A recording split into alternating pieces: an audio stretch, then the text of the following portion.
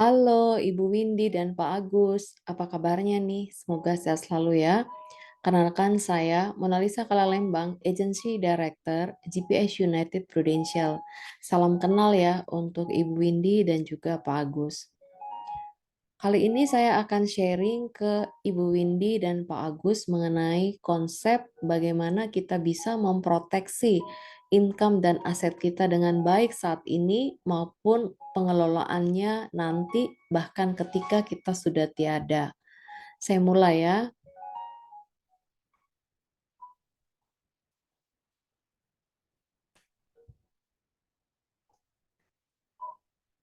Kenalkan, saya Monalisa Kalalembang. Saya seorang akuntan dan suami saya Ujang Sanusi.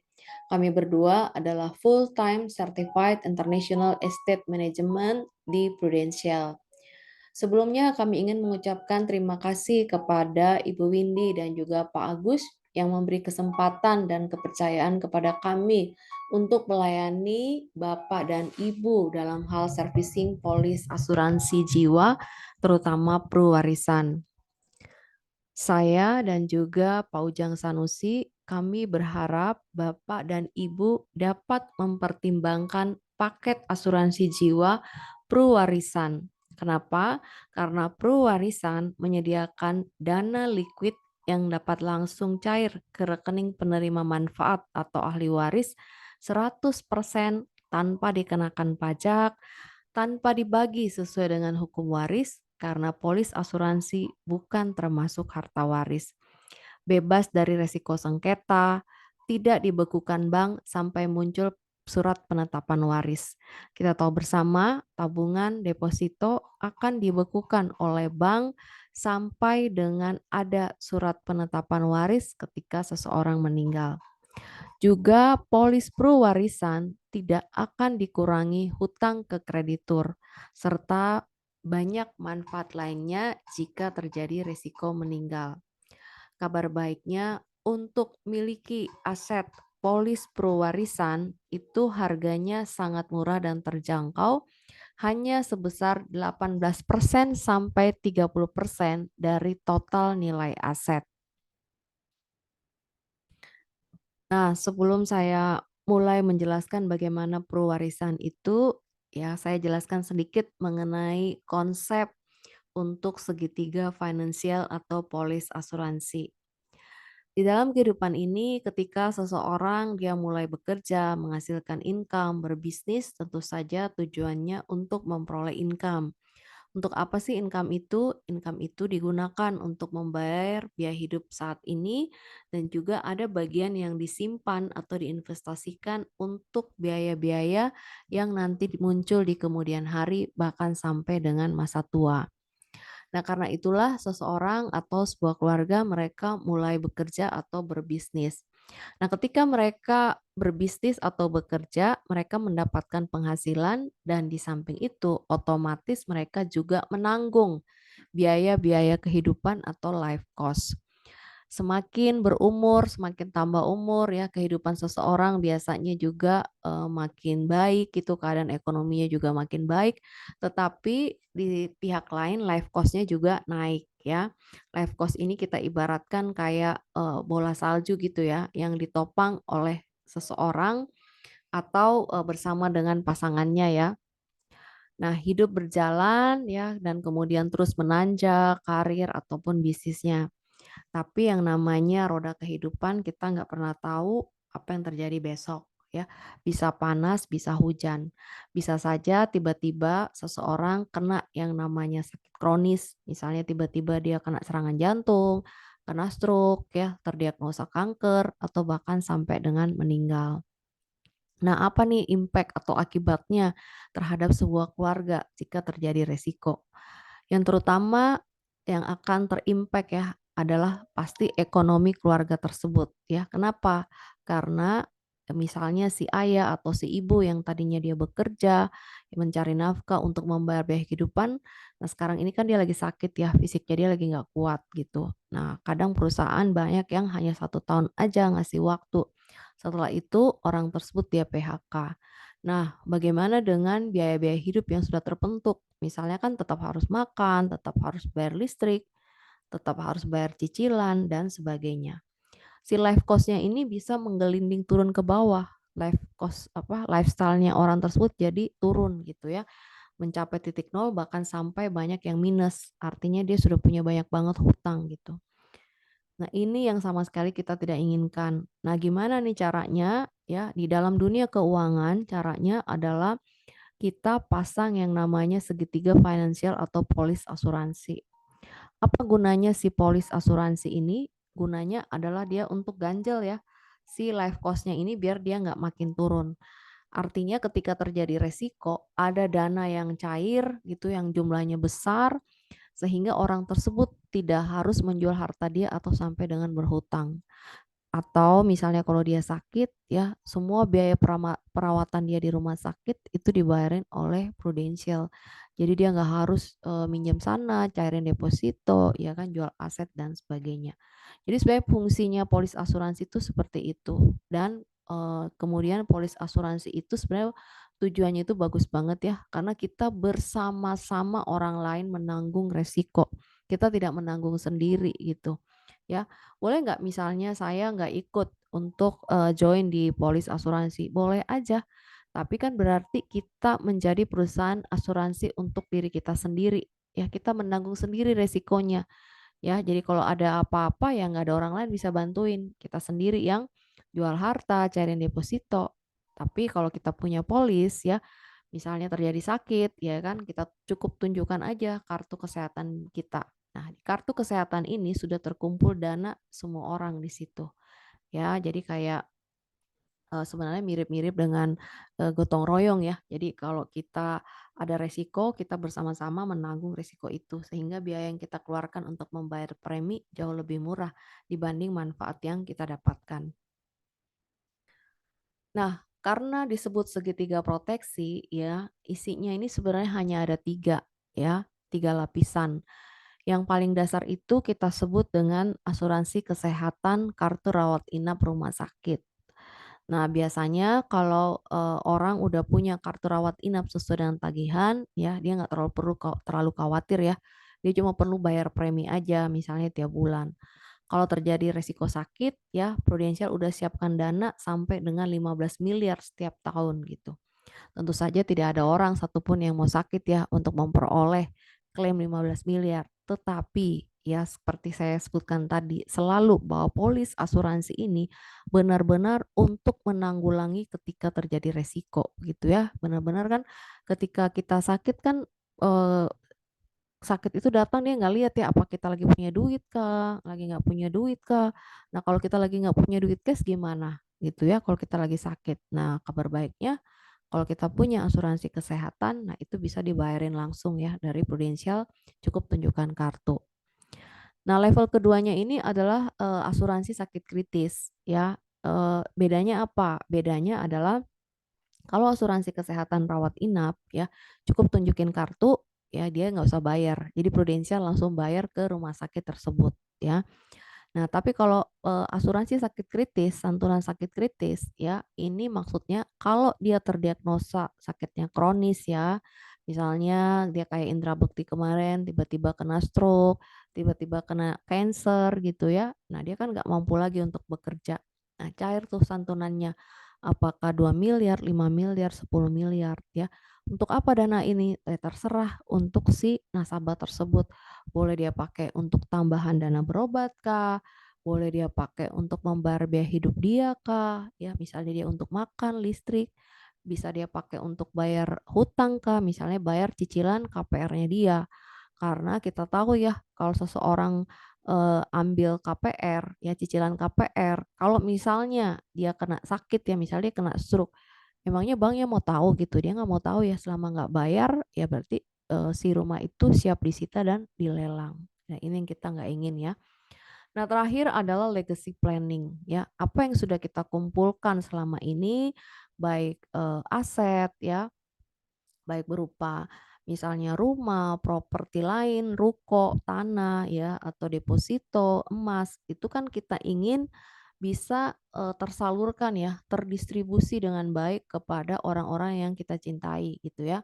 dengan, porsinya mereka seperti yang kita inginkan. Nah, tapi kenyataannya tidak seperti itu, karena ada yang namanya kanker harta. Nah, kita mau tahu ya seperti apa sih sebenarnya kanker harta itu. Oke, kita bahas sedikit ya mengenai asuransi kesehatan ya. Kenapa itu penting? Cukup nggak sih kalau kita punya BPJS doang?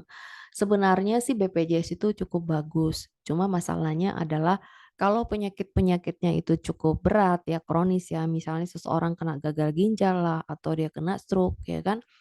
Kalau pakai BPJS, kita tuh sama sekali nggak bisa pilih dokter, nggak bisa, ruangannya itu kita mau seenaknya sendiri gitu. Bisa nggak? Ya bisa, tapi kan kita bayar lagi gitu kan. Nah, jatahnya BPJS itu kalau mau tidak nambah bayar-bayar lagi, berarti kan seruangan itu isinya 4 orang atau 6 orang gitu ya. Terus misalnya kalau obat ya mesti terima aja, obatnya itu bukan obat paten tapi obat generik. Dan kita tahu ya kalau obat generik ya berarti siap-siap aja, ya kan? Berarti mungkin saja, tidak semua orang sama ya, tapi ada orang beberapa orang nggak cocok gitu, lama dia sembuhnya kalau pakai obat generik. Nah, ini adalah pengandaian gitu, biasa saya sampaikan kepada nasabah saya. Saya sering bilang, misalnya nih seseorang dia punya uang ya, uang itu dia bisa taruh di dompet dia bisa taruh di rumah, dia bisa taruh di bank gitu ya. Nah, apakah kita yakin bahwa uang yang ada di dompet kita, yang ada di rumah atau di bank, itu milik kita selamanya? Belum tentu ya. Kenapa demikian? Karena bisa saja terjadi di mana kita sendiri atau orang-orang yang kita cintai itu misalnya tiba-tiba sakit gitu ya, tiba-tiba sakit dan, BPJS nggak cover gitu, dia hanya cover kecil banget. Sehingga mau nggak mau harus keluar biaya sendiri ya, dari orang tua kah, dari pasangan kah. Misalnya nih uang kita di bank ada 1 miliar, terus dokter bilang nih, "Wah ini, jatuh ya, terus, harus operasi bedah batok kepala nih." Dokter bilang, "Ini harus siapin dana 500 juta karena BPJS hanya cover 20 juta. Nah kira-kira mau dari mana tuh dana 500 juta, ya kan? Nah otomatis kita akan cairkan deposito kita yang ada di bank gitu, itu juga kalau ada ya.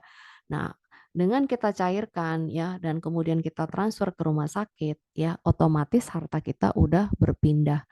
Jadi dengan kata lain, ketika kita punya harta saat ini, aset saat ini itu tidak selamanya milik kita. Dia bisa berpindah ya ke rumah sakit kah, berpindah ke kreditur kah, misalnya kita punya hutang dan lain sebagainya. Gimana nih caranya untuk memastikan bahwa uang itu tetap milik kita selamanya? Ya, dengan cara kita miliki polis asuransi, misalnya asuransi kesehatan. Nah, kalau terjadi resiko sakit ya, dokter bilang siapkan dana 500 juta gitu ya. Nah, kita nggak usah apa namanya dakdikduk lagi gitu. Kita tahu bahwa Prudential yang akan bayarin 500 juta itu karena kita punya kartu asuransi kesehatan sesuai dengan tagihan. Nah, berarti kan uang kita yang ada di bank itu aman ya 1 miliar atau aset-aset kita yang lain, rumah, properti, ya kan, itu tidak harus dijual ya. Jadi fungsi asuransi itu bagus banget ya untuk menjaga uang yang kita miliki, harta yang kita miliki sekarang itu tetap menjadi milik kita. Dia tidak akan berpindah kepemilikan ya. Nah, ini adalah contoh, klaim untuk kartu rawat inap rumah sakit ya. Ada nasabah yang karena masalah di jantung rawat 106 hari, itu habis 1,8 miliar. Ada juga yang kena kanker leukemia dirawat di MRCC Siloam Semanggi, habisnya itu 2,3 miliar. Kebayang ya kalau mereka nggak punya kartu asuransi kesehatan dibayar sesuai dengan tagihan. Dari mana duitnya 2,3 miliar? Dari mana duitnya 1,8 miliar? Sementara nasabah-nasabah ini membayar premi, ya itu nggak mahal gitu. Kalau misalnya mereka di usia 30-an, itu mungkin cuma 1 juta, 1,5 juta gitu ya. Tergantung mereka mau ambil kelas yang mana ya. Oke, sekarang kita akan, bahas ya, tadi kita udah bahas yang, fungsi ketiga daripada polis asuransi gitu ya, yaitu menyediakan perlindungan, terutama, perlindungan finansial ya bagi anggota keluarga ya. Ini kita mau bicarakan mengenai legacy planning gitu ya. Nah, kalau kita perhatikan ya gambar ini ya, biasa saya suka nanya nih ke nasabah saya ya, "Bapak, Ibu, saat ini Bapak Ibu punya ya, aset. misalnya Bapak Ibu punya rumah, punya ruko, punya apartemen, dan lain sebagainya. Apakah Bapak Ibu yakin bahwa ketika terjadi sesuatu pada diri seseorang, misalnya meninggal ya, misalnya si ayah meninggal, apakah otomatis semua hartanya dia itu menjadi milik pasangan, istri, dan anak-anak? "Ya iya dong," kata mereka. Terus saya bilang, "Belum tentu." Ya itu pemikiran kita semua ya, tetapi tidak seperti itu perjalanan harta dan aset seseorang ketika dia meninggal. Yuk makanya kita coba, diskusi ya melalui slide-slide berikut ini. Nah jadi, ketika seseorang hidup ya, dia masih hidup dan ketika dia sudah meninggal ya, kepemilikan harta itu nanti akan berpindah gitu. Tetapi proses perpindahannya itu tidak otomatis ya, ada biaya-biaya yang harus dikeluarkan oleh ahli waris, oleh keluarga ya. Misalnya nih seorang ayah ya, ketika dia masih hidup, dia punya rumah, apartemen, ruko, itu milik dia. Dia bisa jual kapan aja gitu ya, dengan harga berapa aja. Tetapi ketika dia meninggal, ya aset-aset dia itu tadi, yaitu properti dia, itu tidak otomatis menjadi milik misalnya istri dan anak-anak, tetapi itu menjadi harta tidak bertuan. Nah, artinya apa? Artinya istri dan anak-anak wajib datang ke kelurahan mengurus untuk surat keterangan waris dan pergi lagi ke notaris mengurus surat penetapan waris. Setelah itu notaris akan daftarkan ke pengadilan sehingga pengadilan mengeluarkan surat penetapan waris yang sah. Nah, semua proses ini satu butuh yang namanya uang ya, bayar pasti administrasi di kantor lurah, ya bayar notaris ya, semua juga admin-admin yang ada di pengadilan dan belum tentu waktunya bisa singkat. Masalahnya adalah ketika seseorang meninggal, semua tabungan dia, deposito dia itu langsung dibekukan. Jadi nggak bisa tarik dana dari situ, ya. Nah, yang berikutnya tentang apa? Yang berikutnya adalah hutang, ya. Menurut undang-undang di Indonesia, ya, ketika seseorang menikah, ya, apakah hutang-hutang yang, tercipta ya, ketika dia masih lajang dan ketika dia menikah gitu ya, itu bagaimana, ketika dia meninggal. Nah, masalahnya yang namanya hutang, semua hutang almarhum itu akan diwariskan kepada ahli waris dia ya, misalnya istri dan anak-anak gitu ya. Walaupun misalnya nih, istrinya bilang, "Waduh saya kan nggak ikut tahu gitu, saya nggak ikut campur tangan, saya nggak ikut tanda tangan waktu dia berhutang." Tapi menurut undang-undang Indonesia nggak seperti itu, ya semua hutang itu dianggap, ketika dilakukan oleh suami ataukah ketika dilakukan istri, itu sudah menjadi hutang keluarga, ya. Nah, bagaimana dengan pajak, ya? Nah, kita nggak bisa mengabaikan pajak, karena makin ke sini aturan pajak itu makin ketat, ya. Nah, contohnya aja misalnya ada, seorang suami, seorang ayah, dia beli aset gitu ya. Nah, dia tidak laporkan di SPT pajak, udah dia cuek aja gitu loh. Nah, tiba-tiba dia meninggal. Nah, ketika anaknya tahu ini, mereka mau balik nama dan jual si rumah ini. Kebetulan lokasinya bagus banget. Nah, ketahuan oleh si tim pajak. Karena dianggap tidak pernah dilaporkan sebelumnya, maka si rumah ini dikenakan pajak final 35% atas nilainya dia, plus denda 200%. Kebayang nggak? Berarti 100% dari nilainya ini itu harus dibayarkan oleh si ahli waris. Wah, percuma dong ya gitu loh, kita punya harta tapi kita nggak bisa miliki seperti itu ya. Nah, bagaimana dengan biaya hidup ya? Ketika, misalnya seorang ayah masih hidup ya, biaya hidup kan dia yang tanggung gitu ya, dia yang bayarin. Nah, ketika dia udah nggak ada, ya sudah menjadi ahli waris. Misalnya, dia orang harus tetap bayar uang listrik, tetap bayar biaya makan, transport, dan sebagainya. Nah, jadi seperti inilah tingkat likuiditas harta seseorang gitu ya. Apa maksudnya tingkat likuiditas? Maksudnya itu adalah seberapa mudah harta tersebut dijual dan menjadi uang cash. Itu artinya likuiditas ya. Contohnya properti ya. Properti itu ketika seseorang masih hidup tidak mudah juga langsung misalnya hari ini saya mau jual rumah saya, besok saya udah terima duitnya. Enggak seperti itu ya. Butuh waktu pastinya untuk cari pembeli yang mau dengan harga yang kita inginkan gitu ya. Kemudian, belum lagi siapa tahu, dia tidak disetujui untuk KPR-nya ya kan. Atau misalnya, banyak, biaya-biaya lain yang harus kita bayar dulu gitu. Jadi ini tidak liquid ya. Nah, kalau misalnya dia meninggal, aset ini makin tidak liquid lagi. Kenapa? Karena misalnya, dia mewariskan ya sebuah rumah ke si anak. Waktu si anak terima rumah itu kan masih atas nama bapaknya. Nah, dia nggak bisa jual rumah itu. Dia harus bayar pajaknya dulu, BPHTB itu 5%. Kalau misalnya harganya 10 miliar, ya dia harus bayar dulu tuh 500 juta ya, balik nama baru kemudian dia jual kepada pembelinya. Nah, itu contohnya seperti itu.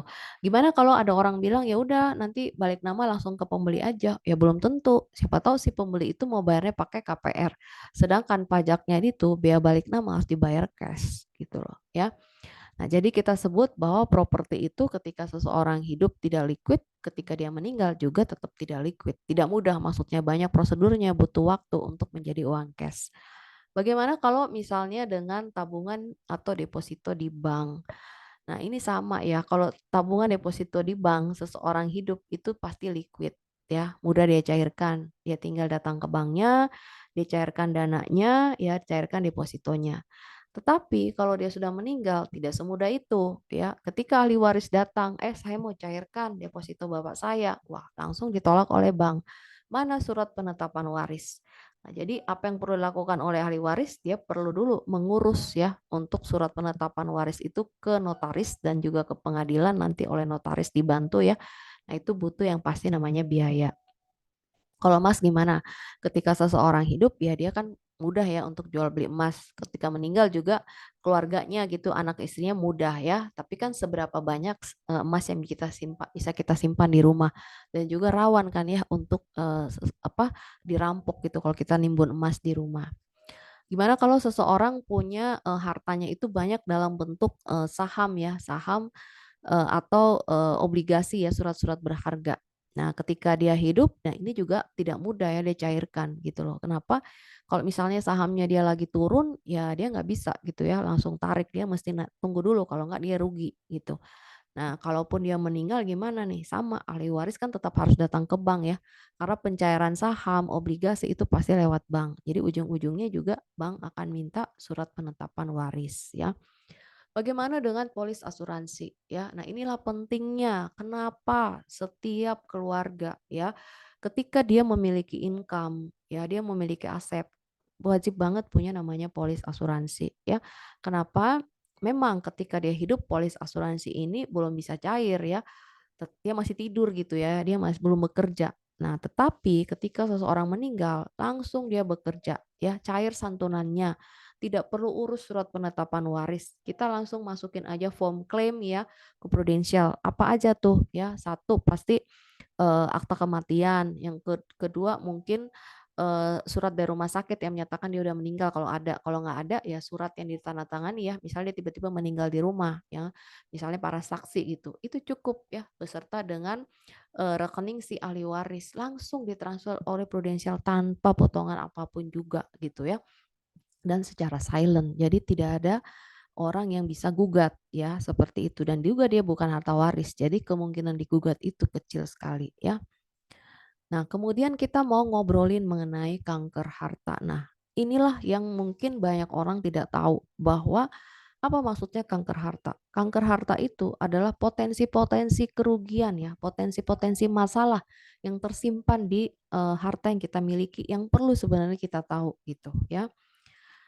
Nah, jadi kanker harta itu adalah suatu kondisi pada harta atau pemiliknya yang menyebabkan nilainya itu bisa berkurang ya. Contoh itu tadi, misalnya seseorang itu dia mewariskan rumah 10 miliar ya, dia meninggal gitu. Dia pikir 10 miliar jatuh ke anaknya.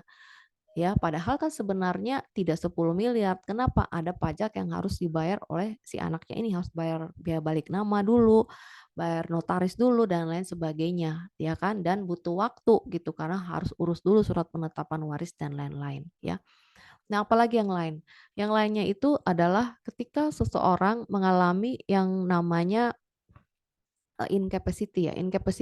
Capacity itu artinya kita kan makin lama makin tua ya, bisa jadi kita mengalami yang namanya penyakit demensia, Alzheimer gitu ya, kita udah lupa gitu. Nah, kebayang nggak ketika kita tidak mencatatkan dengan baik, administrasi dengan baik, semua aset kita, hutang-hutang dan sebagainya, kita sih masih hidup, tapi kan, keluarga kita pasangan kita nggak tahu nih di mana aja harta kita gitu, apalagi kalau kita tidak terbuka dengan pasangan ya, dan jadi potensi hilang itu besar sekali, ya kan. Nah, jadi si kanker harta itu harta bisa, banyak yang berkurang, bahkan hilang itu macam-macam ya, bisa karena investasi buruk ya, banyak, invest di perusahaan-perusahaan bodong gitu ya, gaya hidupnya terlalu tinggi, hedon gitu ya. Nah, kemudian juga, dia tidak melaporkan dengan baik semua asetnya dia di laporan pajak, sehingga kemungkinannya si aset itu malah justru hilang. Kemudian juga ada anak di luar nikah, kemudian juga mungkin dia punya istri kedua, ketiga yang tidak diketahui oleh istri pertama dia. Karena kalau, secara hukum Islam ya, faraid itu, si istri-istri ini diakui gitu loh dan dia berhak gitu atas harta yang dimiliki oleh suaminya juga gitu. Nah, ini yang kita bilang sebagai kanker harta gitu ya. Nah, kita lihat di sini ya bahwa, saat ini ya Departemen Keuangan ya Menteri Keuangan Sri Mulyani ini akan mengintegrasikan semua nomor induk KTP dan NPWP. Jadi kalau seseorang misalnya dia meninggal dunia gitu kan, nah ini kan, KTP-nya dia ditutup lah istilahnya gitu ya, karena kan akan terbit akta kematian. Nah otomatis karena udah nggak ada KTP, NPWP-nya juga akan ditutup gitu loh, ya kan, di-close gitu. Nah kebayang nggak tiba-tiba misalnya ada anaknya dia yang akan menjual rumah gitu loh, akan menjual rumah, yang sebenarnya milik si almarhum ini. Nah, ternyata dicek di NPWP, ternyata dia tidak pernah melaporkan harta itu, tidak pernah bayar pajaknya. Nah, otomatis ya kenakanlah dia denda ya, dendanya ini adalah pajak final 30% tambah denda 200% ya, berarti hampir sama ya dari nilai si aset itu untuk, denda yang tambah pajak yang harus dibayar ke negara. Rugi banget kan ya, gitu. Nah, inilah dia ya, salah satu kanker harta itu adalah pajak gitu ya. Banyak banget orang Indonesia itu dia tidak melaporkan dengan baik semua aset-aset yang dia miliki gitu loh. Sehingga kemarin si Menteri Keuangan bikin tax amnesty ya, bahwa nggak apa-apa deh laporin aja semuanya daripada nanti kamu kena denda gitu ya. Nah, tapi tetap aja banyak yang nggak ngelapor. Sebenarnya kalau dia nggak ngelapor rugi dia sendiri gitu ya. Kenapa? Karena memang kalau untuk tax amnesty waktu dia melapor dia dikenakan, untuk bayar ya denda, tapi denda itu tidak seberapa gitu ya. Misalnya dia hanya bayar 6% gitu ya. Dari, harta yang dia laporkan, daripada dia kehilangan semuanya seperti yang saya sebutkan tadi, gitu. Plus lagi pajak-pajak lain ya, yaitu ketika harta itu mau dijual harus tetap bayar ya, BPHTB-nya, kemudian juga ketika itu belum dijual tetap harus bayar kan PBB-nya. Kebayang nggak kalau, lokasinya itu di daerah yang sangat mahal ya, NJOP-nya mahal, berarti kan bayar PBB-nya juga mahal, ya. Nah, kita beralih kepada yang namanya hutang, ya. Yang namanya hutang itu ya bagaimana ya, memang hutang itu mau nggak mau itu diwariskan gitu loh ya, diwariskan kepada ahli waris ya, pasangan atau anak-anak.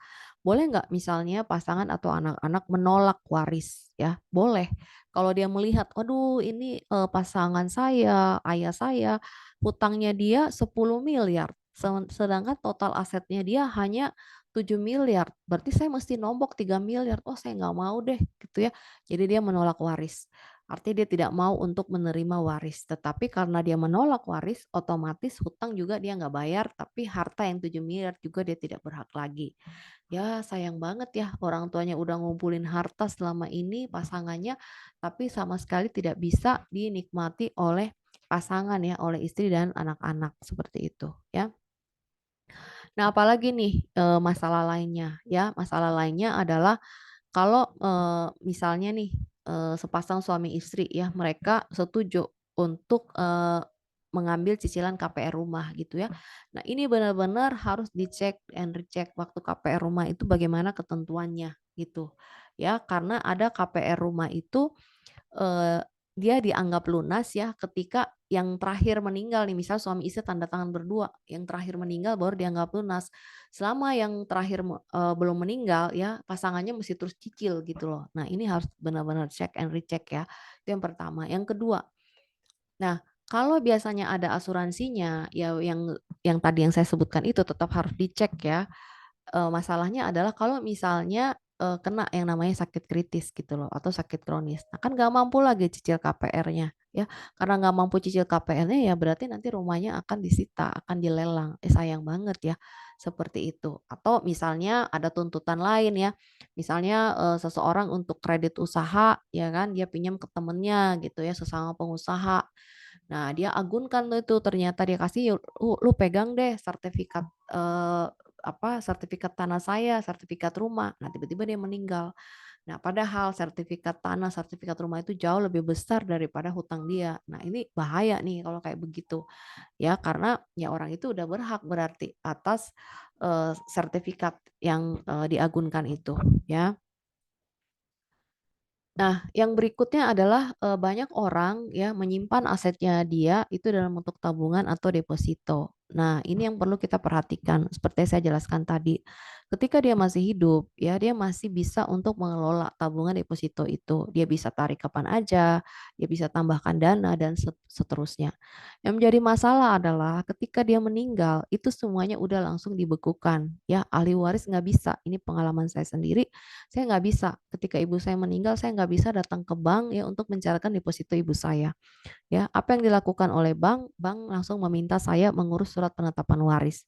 Jadi saya tetap harus pergi ke kantor kelurahan, harus pergi ke notaris ya, menunggu waktu, didaftarkan dulu di pengadilan, baru, keluar surat penetapan waris, baru saya bisa pergi ke bank gitu. Itu memakan waktu berapa lama ya, bisa, sebulan, bisa lebih daripada itu. Itu pun kalau keluarga misalnya keluarga, ibu saya itu oke semua ya, tidak ada anak di luar nikah dan lain sebagainya. Nah, itu kalau misalnya pun, misalnya ini harta ayah saya ya, dia, punya istri lebih dari satu, waduh itu pasti, apa namanya ya, bisa terjadi sengketa gitu loh, ya kan? Nah, jadi tidak mudah ya, itu yang pertama. Yang kedua, kalau misalnya, suami ya, pasangan tidak pernah kasih tahu ke istrinya, "Saya punya loh sertifikat deposito di bank A, sertifikat deposito di bank B." Nah, ini gimana? Bank tidak pernah akan datang ketok pintu ya ke nasabah, Ibu ibu ini ada loh suamimu sertifikat deposito di bank kami, nggak akan pernah. Jadi itu akan gone begitu saja ya, akan hilang ya kalau misalnya, ahli waris tidak tahu bahwa sebenarnya di bank tersebut ada sertifikat deposito pasangan dia, suami dia ya. Nah ini yang tadi saya bilang gitu ya, bahwa kalau misalnya, seseorang nih ya, dia punya deposito dan dia tidak pernah kasih tahu ke istrinya, nah itu dianggap harta tidak bertuan gitu ya. Atau misalnya ini ada kejadian kasus nyata ya, ada, di tahun 95 ya kan, seorang ayah meninggal ya, yang ditinggalkan itu deposito waktu itu nggak banyak banget sih, 400 juta ya.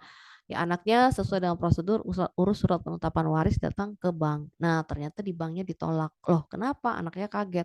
Ternyata si ayah ini semasa hidupnya dia menikah lagi gitu loh. Dan ada perempuan lain yang datang juga membawa surat penetapan waris ke bank. Nah bank kan nggak mau pusing.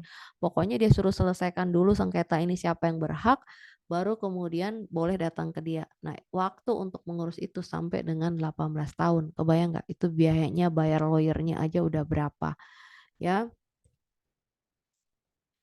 Gimana kalau, seseorang itu menyimpan hartanya di safe deposit box ya. Kadang-kadang kita mengira bahwa kalau kita menyimpan harta kita di safe deposit box itu aman ya, taruhlah di situ dolar, taruhlah emas, surat-surat berharga gitu ya.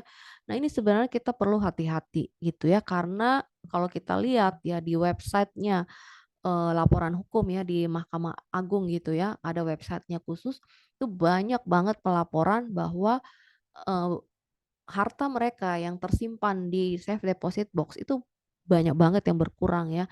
Ya, siapa yang melakukannya? Ya berarti orang dalam lah, siapa lagi yang mau melakukannya, bener nggak? Nah, masalahnya adalah ya, ketika seseorang menyimpan harta di safe deposit box, itu banknya nggak pernah tahu isinya apa. Jadi gampang kan dia ngeles kan. Jadi kalau kita bilang, ini kok, dolar saya berkurang ya? Ini kok, cincin berlian saya kok nggak ada ya?" Dia dengan gampang bilang, "saya nggak tahu isinya, yang tahu kan Anda." Nah, ini gimana? Repot banget ya, seperti itu, gitu ya. Nah, sekarang kita beralih ke properti. Nah, banyak orang Indonesia senang banget untuk investasi, dia mau taruh semuanya di properti. Bagus nggak? Ya sebenarnya sih oke aja. Yang penting kita tahu semua potensi resikonya, ya. Yang pertama dari sisi pajaknya, kita udah bayar PBB-nya belum? Kita udah laporin belum di SPT pajak gitu ya. Dan kemudian kita udah siapkan belum dananya kalau misalnya ada apa-apa dengan kita gitu ya. Kemudian, nanti kan anak kita harus jual rumah ini gitu loh ya kan, karena untuk biaya dia hidup ya dan lain sebagainya. Nah, dananya dia dari mana? Apalagi kalau misalnya dia masih kecil gitu ya. Nah, ini adalah, masalah-masalah pada, properti ya. Jadi semasa seseorang hidup ataupun setelah kematian dia, itu ada aja masalahnya ya. Misalnya ketika dia udah nggak ada ya, itu akan dicek ya oleh pajak nih, ini benar nggak sih, dia sudah laporkan, kalau nggak dia kenakan denda yang seperti saya bilang tadi. Udah gitu kalau misalnya, ternyata ini, warisannya tidak dibagi gitu ya, orangnya, sendiri nggak pernah tahu gitu ya bahwa misalnya ayahnya punya rumah di sini, punya sertifikat bla bla bla. Nah itu nanti bisa jadi, kadaluarsa ya. Jadi, di menurut undang-undang di Indonesia ya hak waris kadaluarsa itu setelah 30 tahun. Jadi misalnya seorang ayah dia belilah ya misalnya sebuah tanah atau sebuah rumah, dia nggak pernah kasih tahu istrinya, dia juga hilang sertifikatnya gitu ya. Ya udah itu akan hilang begitu aja karena setelah 30 tahun kalau misalnya tidak ada yang, apa namanya, mengurus ya tanah itu terbengkalai itu menjadi milik negara ya. Nah, bagaimana kalau dia masih hidup? Masih hidup aja udah banyak ya, biaya-biaya dikeluarkan, ya tetap harus bayar biaya PBB, ya kan, kemudian juga penguasaan oleh besit. Besit itu maksudnya gimana? Contoh misalnya saya punya, tanah ya cukup gede gitu ya, di pinggir jalan. Nah, karena tanah ini di desa lah misalnya gitu ya, saya nggak terlalu perhatiin gitu, tiba-tiba ada tukang bakso datang, "Eh, Bu, tolong dong saya mau numpang boleh ya jualan di sini tenda sederhana." Saya pikir ya udah nggak apa-apa lah saya nolongin dia. Saya nggak pernah nengokin, kira-kira 5 tahun kemudian saya datang, di tanah saya itu sudah berdiri satu restoran gitu ya. Nah, kemudian saya bilang, "Waduh, ini gimana? Saya mau jual nih tanah ini." Terus si, tukang bakso tadi bilang, "Nggak bisa, Bu, kalau Ibu mau jual, Ibu ganti rugi kepada saya." Nah, itu gimana coba kalau kayak seperti itu ya, yang punya tanah saya, tapi saya tetap harus bayar, gitu. Nah, itu maksudnya dengan penguasaan oleh besit, dikangkangi harta kita oleh orang-orang yang sebenarnya tidak berhak, gitu ya. Kemudian ada sita marital. Ya, sita marital itu maksudnya gini, misalnya seseorang bercerai gitu ya, bercerai dengan pasangannya dia ya, kemudian misalnya si istri ini pergi aja deh dia ya, dia pergi dari rumah, dia ninggalin rumah. Padahal itu rumah itu adalah harta bersama dia dengan suaminya. Si suami ini akhirnya dia nikah lagi. Nah, setelah beberapa lama si istri kepikiran, itu kan masih ada hak saya di situ gitu. Dia balik ke rumah itu, ternyata mantan suaminya udah meninggal. Yang ada di situ adalah istrinya dari mantan suami. Nah, ini gimana? Nah, ini jadi masalah lagi ya. Tapi yang harus hati-hati adalah istri dari si mantan suami. Karena sebenarnya ada hak daripada yang tadi si mantan yang pergi itu ya. Nah, itu bisa jadi sengketa. Nah, itu contohnya, belum lagi sita jaminan ya, misalnya tadi rumah diagunkan kah, baik ke kreditur bank atau ke pihak-pihak lain, belum lagi pajak ya, nggak bayar pajak, tunggakan pajaknya banyak banget. Jadi bisa aja ya pajak minta ya untuk dieksekusi harta yang kita miliki gitu ya, atau harta dalam pilot. Nah, ini tadi ya, kalau misalnya, kita punya properti itu nggak selamanya ya, bahwa apa yang kita pikir seperti, kita miliki berapa itu otomatis ya, karena ada biaya-biaya yang harus dikeluarkan terutama BPHTB, ya. Belum lagi, ketika misalnya rumah itu sebenarnya masih dalam hutang gitu ya. Ketika rumah masih dalam hutang sebenarnya itu belum menjadi milik keluarga, itu masih menjadi milik si developer atau si bank gitu loh, ya kan. Nah, jadi nggak bisa dimiliki gitu kecuali udah dilunasi. Nah, siapa yang mau melunasi gitu loh. Nah, itu masalahnya ya. Kemudian emas, ya emas juga ada masalah nggak ada kalau simpan deposit box bisa hilang ya. Ketika, kita apa namanya, menimbulkan warisan hutang ya kalau kita misalnya kita gadaikan gitu loh ya, gadaikan emas tiba-tiba meninggal. Nah, terus kemudian akhirnya anaknya ketemu nih, ada surat gadai, begitu mau ambil si ini, ya dia harus beresin hutang dulu ya. Nah, ini juga adalah, yang tadi saya sebutkan ya, kalau misalnya, anak-anak ya dan juga pasangan tidak tahu nih, ternyata misalnya suaminya ini, punya aset di tempat lain gitu ya, dia sama temennya, sharing beli ruko, ya dia nggak pernah tahu gitu, seperti itu. Nah udah itu hilang aja gitu ya. Atau misalnya, mereka punya satu rekening gitu ya untuk simpen dana, udah deh biarin aja deh misalnya simpen deh 100 juta gitu ya satu rekening, udah diendapin aja gitu tidak pernah ada, apa namanya, penambahan atau pengurangan dana dari situ. Nah itu bisa dianggap, uang yang tak bertuan dan disita negara, ya. Jadi sebenarnya ini adalah PR banget gitu loh ya. Kita benar-benar perlu untuk, punya administrasi gitu dengan harta-harta yang kita miliki. Nah, dalam hal ini saya adalah Certified International Estate Management. Jadi kalau Bapak Ibu benar-benar ingin berdiskusi, ya bagaimana yang cara terbaik gitu ya untuk administrasi harta, untuk, mengurus nanti surat, wasiat ya, untuk ada di situ hibah wasiat dan lain sebagainya ya mau diperuntukkan kepada siapa, ya Bapak Ibu boleh banget ya untuk, diskusi dengan saya karena, saya adalah certified jadi saya juga punya, tim gitu ya kami di kantor ya, kita punya lawyer, punya notaris gitu ya, sehingga bisa membantu untuk, Bapak Ibu ya. Nah ini juga kalau misalnya, warisan itu bisa jadi potensi konflik ya. Kalau misalnya kita punya rumah rumah gitu ternyata itu rumah warisan dari ayah ibu, ternyata adik kita di situ yang tinggal terus di dalam itu. Dia nggak mau gitu rumah itu dijual. Nah itu kan bisa jadi masalah gitu ya. Sampai banyak orang yang melakukan, hal-hal yang tidak sepantasnya ya gitu loh karena masalah warisan ya. Nah ini juga gitu menjadi, masalah gitu. Contohnya misalnya gini, misalnya, sepasang suami istri mereka berdua bekerja atau berbisnis. Nah kemudian mereka membelilah beberapa aset ya, ruko ataupun rumah ya misalnya, atas nama, suami gitu loh. Padahal si istri punya andil nggak punya, atau bisa jadi dia andilnya lebih besar gitu kan, dia, pandai gitu berbisnis ya. Nah, tetapi ketika, mereka tidak punya anak ya, ketika si suami meninggal ya, apa yang terjadi dengan harta-harta itu? Apakah otomatis menjadi 100% milik istri? Enggak ya. Kenapa? Misalnya mereka ini muslim ya, harta itu harus dibagi sesuai dengan, hukum Islam yaitu faraid ya. Faraid itu kalau misalnya, si suami meninggal ya dan istri tidak punya anak, bagian dia hanya seperempat. Kalau misalnya si suami itu masih punya orang tua, ayah dan ibu yang masih hidup, mereka terima 1/6 ayah, 1/6 ibu, jadi 2/3-nya itu, apa namanya, sorry 1/3-nya mereka miliki berarti ya, belum lagi saudara-saudara si suami, ya. Nah seperti itu. Jadi gimana nih caranya, misalnya seorang suami dia ingin deh kalau ada apa-apa sama dia tahu ya, dia juga tidak ingin melanggar, hukum ya, dia tidak ingin melanggar hukum waris Islam gitu ya, gimana nih caranya? Tapi dia juga nggak mau gitu istrinya nanti apa namanya, dapatnya dikit banget gitu ya. Nah, dia berikanlah yang namanya hadiah cinta kepada istrinya dia, karena polis asuransi warisan bukan termasuk harta waris ya. Dia buatin aja kira-kira berapa nih, udah dihitung ya. Nanti saya bisa bantu untuk hitungin nih ya. Contoh misalnya biaya hidup, rata-rata saat ini adalah misalnya 20 juta ya. Nah, udah berarti kita kalikan aja sekitar, 200 kali ya, berarti, sekitar 4 miliar. Dia buatin warisan dengan 4 miliar ya, kenapa 4 miliar? Kalau terjadi resiko pada suami dan dia meninggal ya, si istri terima kan 4 miliarnya itu full ke dia karena ini harta waris apa sorry ini polis, pewarisan bukan harta waris, jadi tertransfer langsung ke istri.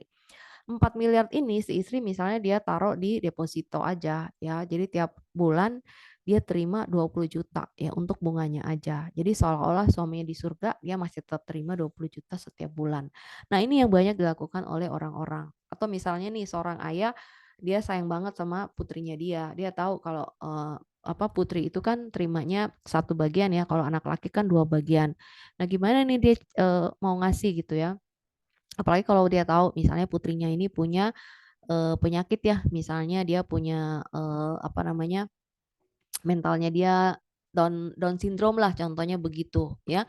Ya dia akhirnya bukain lah pewarisan gitu loh ya, yang jadi dia tidak mengganggu harta waris yang ada, tapi ini adalah hadiah seorang ayah kepada, anaknya dia, atau hadiah seorang ayah kepada pasangannya, atau sebaliknya ya seorang istri kepada suami ataupun kepada, anak-anaknya. Ya jadi ini benar-benar satu penyelesaian yang banyak disukai oleh, orang, karena kenapa? Mereka tidak melanggar hukum agama, terutama hukum waris, tapi ini juga, memberikan mereka keleluasaan ya untuk memberikan bukti cinta mereka yang terbaik, terutama ketika mereka udah nggak ada lagi, ya. Nah, bagaimana nih solusi untuk semua masalah ini? Ya, dengan, polis pewarisan. Kenapa? Karena satu, dia bebas sengketa, ya, kemudian mudah dibagikan, mudah diberikan gitu tadi sebagai hadiah ya.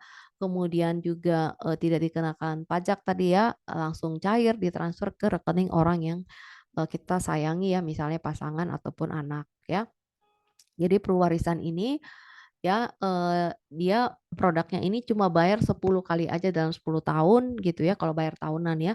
Nah, kemudian meninggal di usia berapa aja langsung cair. Bahkan kalau masih hidup di usia 99 tahun, cair juga ya. Kabar baiknya kalau bayar premi secara tahunan itu jauh lebih murah karena bayarnya 11 bulan premi aja gitu ya. Nah, kalau misalnya orang itu masih hidup di umur 99 ya cair semua ya. Nah, kalau misalnya nih gimana nih kalau, saya, mau nih nanti uangnya saya bisa cairkan, nggak bisa, tapi lama ya nanti di sekitar tahun ke-25 atau tahun ke-26 ya, kira-kira seperti ini, grafiknya ya. Nah, ini adalah bukti klaim ya pewarisan seorang ayah kemarin ini waktu Covid dia meninggal, pengusaha seorang ayah usia 40 tahun ya, sehat banget sebelumnya ternyata dia kena Covid dan akhirnya meninggal. Ya dia buka pewarisan 30 miliar ya, kebayang nggak? Ya, ini ya, tidak ada seorang pun, anak-anak ataupun istri yang menginginkan suaminya meninggal ya dan terima 30 miliar, nggak ada yang mau seperti itu. Tapi ayah ini benar-benar sangat bijak ya, ketika dia udah nggak ada lagi di dunia ini, ya dia ingin anak-anaknya dapatkan yang terbaik gitu ya. Nah, kadang ada orang bilang, "Ah, ngapain sih saya, pakai gitu ya, beli pewarisan, mending saya beli properti aja." Nah, coba kita lihat ya, aset, kita lihatnya sebagai perbandingan aset. Kalau seseorang mau beli properti, ya anggaplah dia mau beli properti harganya 1 miliar. Artinya dia mesti bayar dulu dong DP-nya, uang muka, ada biaya lain ya. Ternyata cicilannya pun nggak murah ya. Kalau dia mau bayar 10 tahun itu 9,9 juta per bulan ya. Sehingga harga perolehannya total biaya yang dia keluarin itu adalah 1,2 miliar.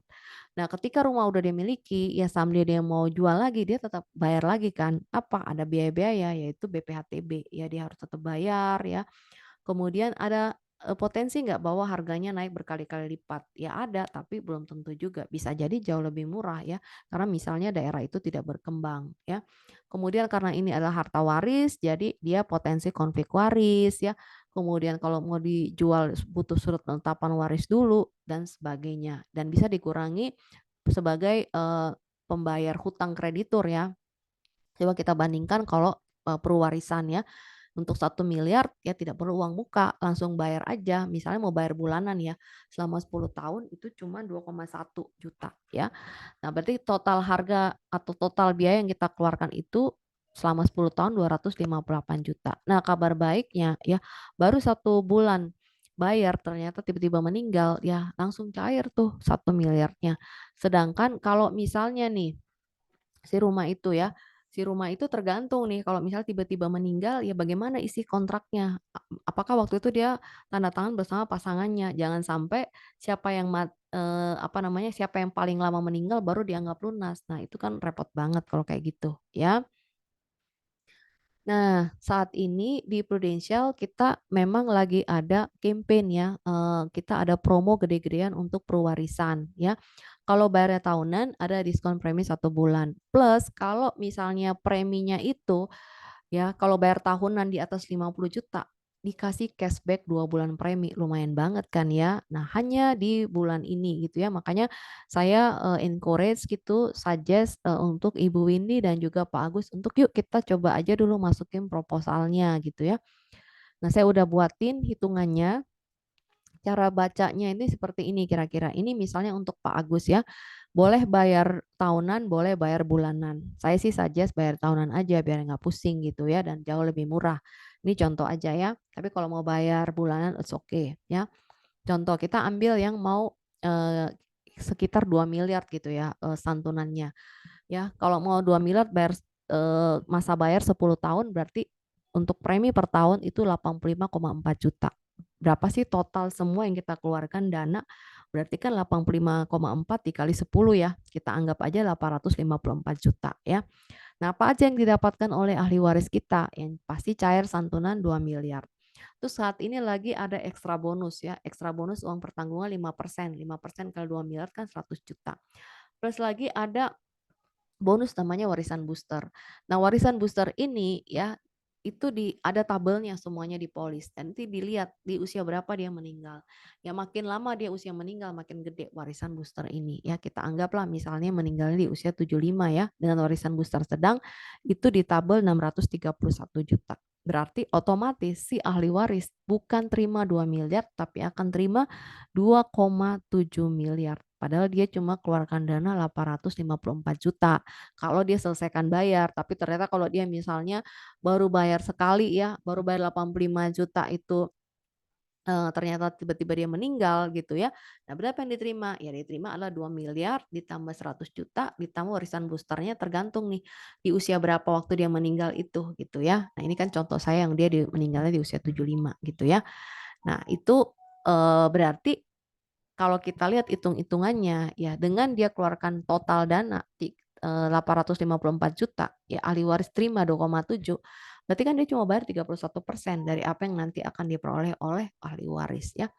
Tapi kalau seandainya dia pikir ya udah deh saya udah cukup umur deh anak-anak saya udah mapan semuanya, saya mau cairkan aja, boleh nggak? Boleh ya di usia 75 ada dana antara 915 sampai 1,2 M. Kalau dia mau cairkan di usia 85 dananya udah berkembang ya dari tadi 854 itu menjadi 1,4 sampai 1,9. 99 maka jauh lebih gede lagi. Nah, kalau kabar baiknya tadi kan ada promo ya. Makanya saya sarankan untuk, ambilnya tahunan aja. Karena sebenarnya kalau tahunan ini, ya kita udah dapat diskon nih 7,7 juta. Jadi kalau kita bayar bulanan itu jauh lebih mahal. Berarti harusnya kalau bayar bulanan itu berarti 85 tambah 7,7 itu 90 juta lebih gitu. Tapi kita cuma bayar 85 karena diskon. Plus lagi ada cashback 2 bulan ya, 2 bulan premi gitu ya. Jadi 85,4 dibagi 12 dikali 2. Nah, itu kan lumayan banget ya. Nah, cara bayar yang lain tuh sama seperti ini untuk Pak Agus ya. Ini kalau mau bayar secara bulanan. Nah, kita lihat kan bedanya ya.